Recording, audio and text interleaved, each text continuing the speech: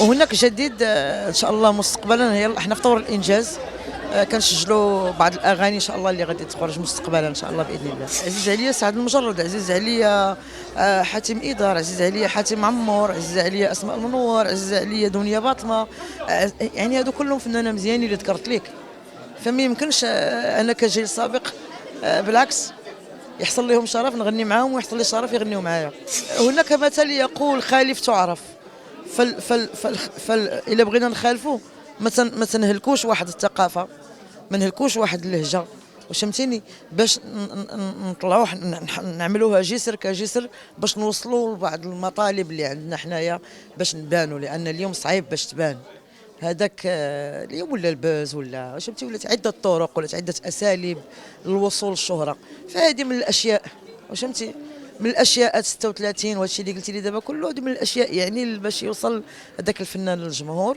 وهناك اساليب اخرى باش يمكن الفنان الا بغى يوصل، الا بغى يوصل للفنان هناك اساليب اخرى باش يوصل للجمهور ديالو. عندك المقومات ديال الانتاج، عندك شركه انتاج، لا داعي باش نغير في كلام ولا ندير مصطلح غريب على الشعر اللي غادي نغنيه.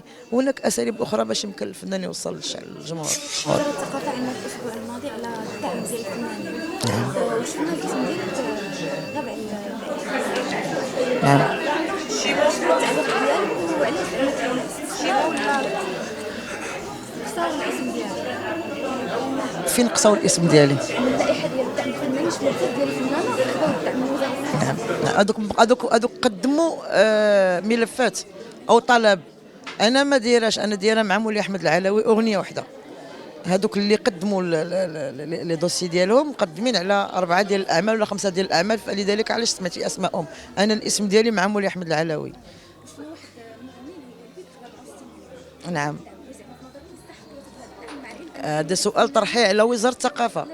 لا والله العظيم، شوفي الفنان يستاهل كل خير، سواء اللي بيك سواء غيره. الفنان ما عندوش ثمن، الفنان ما عندوش ثمن.